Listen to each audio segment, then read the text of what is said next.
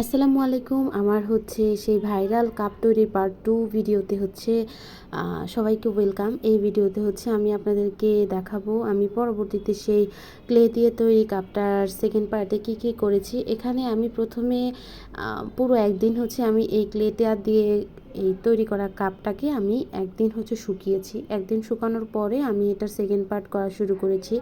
Second পার্টে প্রথমে আমি এখানে হোয়াইট পেস্ট দিয়ে ক্লের কালারটা হচ্ছে একটা স্ট্রাকচার এনেছি, স্মুথ স্ট্রাকচার, যেটাতে আমি আমার পছন্দ মতো কালার হচ্ছে ইউজ করতে পারবো ইজিলি।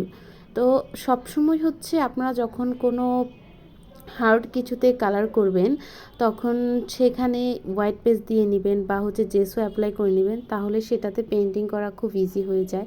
আমি পুরো কাপটার কালার হচ্ছে পিঙ্ক কালার করার ইচ্ছা ছিল, সেই কারণে আমি আগে এখানে ফুলের মধ্যে বেস কালারটা দিয়ে আমি হচ্ছে কাপের মধ্যে, কাপ তো আগেই হচ্ছে বেস কালার দেওয়া ছিল, কাপের মধ্যে পরবর্তীতে আমি জাস্ট হচ্ছে গোলাপি কালারটা দিয়েছি। তো এখানে কাপে কালার করাটা তো একদমই ইজি ব্যাপার, সেই কারণে এটা হচ্ছে আমি পুরোটা দেখাইনি, অল্প একটু দেখিয়েছি। এরপরে আমি এখানে লাল টকটকে টিউলিপ ফুল আঁকছি। টিউলিপ ফুল আমার কাছে সবচেয়ে বেশি সুন্দর লাগে লাল কালারেই, যেহেতু অনেক কালারের টিউলিপ ফুল হয়। টিউলিপ ফুল মনে হয় সব প্রায় কোনো কালার বাদ নেই, লাল, নীল, হলুদ, গোলাপি, আকাশি সব কালারের টিউলিপ ফুল হয়। তবে আপনি আপনার পছন্দ মতো আপনি যে জায়গাটা সাজাবেন সেই জায়গার আর একটা কালার কম্বিনেশন নিয়ে আপনি হচ্ছে এখানে কালার করতে পারেন। আমি এখানে লাল রঙের টিউলিপ ফুল দিয়েছি, আমার কাছে লাল রঙটাই ভালো লেগেছে। এরপরে আমি এখানে পাতার জন্য সবুজ কালারটা ইউজ করেছি।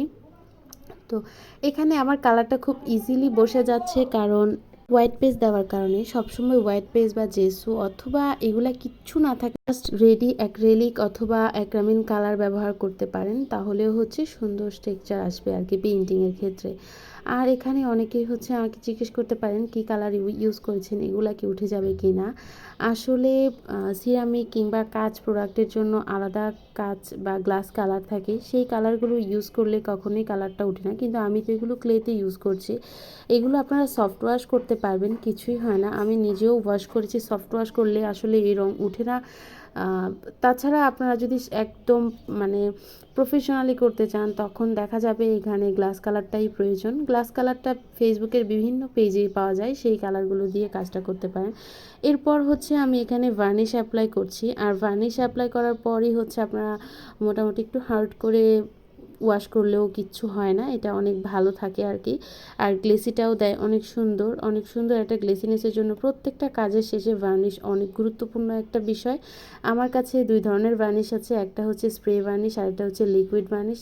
সবসময় তো আপনাদেরকে ভিডিওতে আমি হচ্ছে স্প্রে ভার্নিশ দেই, আর যেহেতু ফেসবুকে কিংবা সব জায়গায় হচ্ছে ভাইরাল হচ্ছে এই লিকুইড ভার্নিশগুলো, অনেকেই বলেন আপু আপনি লিকুইড ভার্নিশ দেন না কেন, তাই আমি আজকের ভিডিওতে আপনাদেরকে হচ্ছে লিকুইড ভার্নিশ দিয়ে দেখালাম। এটা হচ্ছে আমার কাপটার ফাইনাল লুক, যেহেতু অনেক রোদে হচ্ছে আমি এটার ক্লিপটা নিয়েছি, সেই কারণে হচ্ছে মানে একদম জুম করে কাজটা অত ভালো বোঝা যাচ্ছে না, তবে পেজে এটা ছবি টবি দিয়েছি অনেক, আমি শেষেও ছবিও অ্যাড করে দিয়েছি, সেগুলো দেখলে আপনারা নিশ্চয়ই বুঝতে পারবেন এটা কতটা সুন্দর হয়েছে আর অনেক অনেক ভালো লাগবে। এই ধরনের কাজ যারা আমার থেকে ইন্সপায়ার হয়ে করেন সেটা তারা কিন্তু আমাকে জানাবেন আপনাদের কাজটা কেমন হয়েছে। আর এটা বেশ রিজনেবলি আমি তৈরি করতে পেরেছি। সবাই ভালো থাকবেন।